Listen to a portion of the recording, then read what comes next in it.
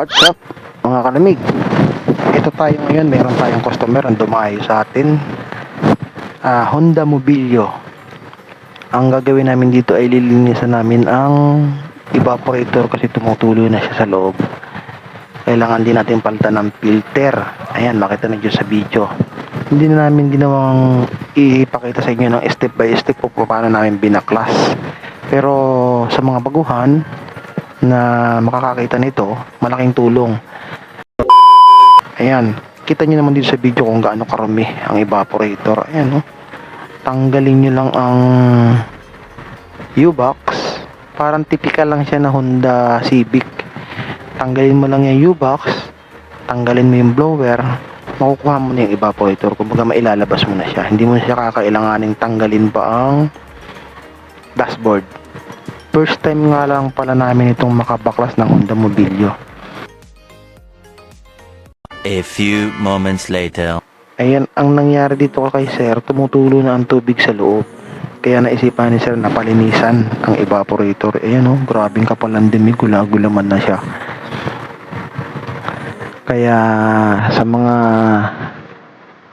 hindi pa nagpapalinis ng kanilang mga aircon na more than 2 years, 3 years, 5 years, huwag nyo nang antayin na tumulo ang tubig sa loob kasi once na tumulo ng tubig sa loob, kagaya ng naging customer namin, kagaya nga nito, na pag tumulo na ang tubig sa loob, mag-aapektuhan yung flooring nyo, yung carpet, mababasa ang tubig.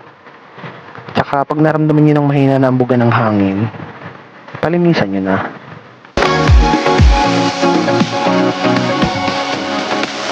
Eto, makikita nyo rin dito sa video ang ginawa namin. Binaba namin ang condenser para malinisan.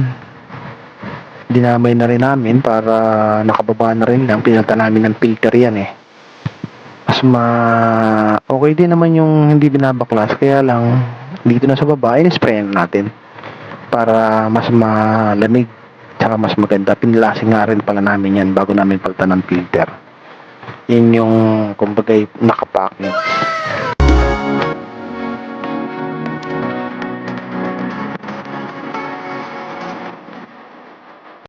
Ayan, nakikita nyo rin dito sa video yung evaporator neto kamukhang kamukha ng pang Toyota Avanza na evaporator. Ayan, o, pang evaporator din na Avanza, isang blower na mahaba. Tsaka yung pagbabaklas ganun din, tinatanggalan din yung mga clip sa gilid. Hindi na namin ginagawang ilabas pa para masyado kasing hassle.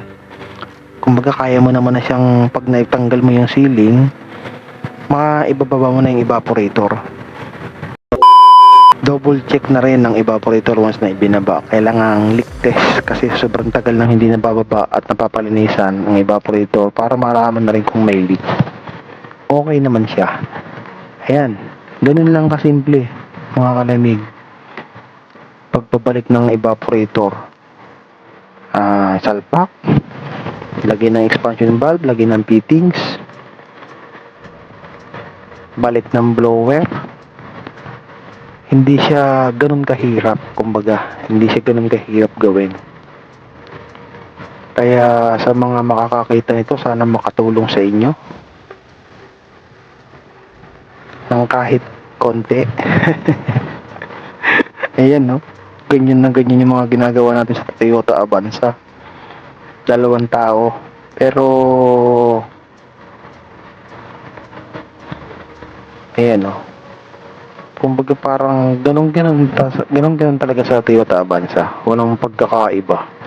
Siguro sa ceiling ganun din eh, oh. Sa gilid tinatanggal din yan. Kailangan bakbakin yung lahat yung paikot na yan eh, para maikabit, para matanggal nyo tsaka hindi magkamarka yung ceiling na yan. Nung first time kasi namin magbaklas nito, hindi namin binaklas lahat. Kaya ang nangyari, parang nagkaroon ng lupi o UP yung pinaka-ceiling. Kaya nung mga sumunod na binaklas na namin yung paikot. Yun lang, sana makatulong sa inyo mga kalamig itong ating ginawang video na to. Kahit pahapyaw lang nakita nyo na kung paano baklasin na hindi na kailangang tanggalin ang dashboard. Yun lang naman ang pinopoint natin dito. Makadagdag kaalaman or idea kung paano baklasin ang evaporator. Sana magustuhan nyo itong ating maikling video, makatulong sa inyo. Pa-like na rin nga pala ng ating tapos pa-subscribe na rin kung inyo nagustuhan. Comment na rin kayo mga karamig. Maraming salamat. God bless.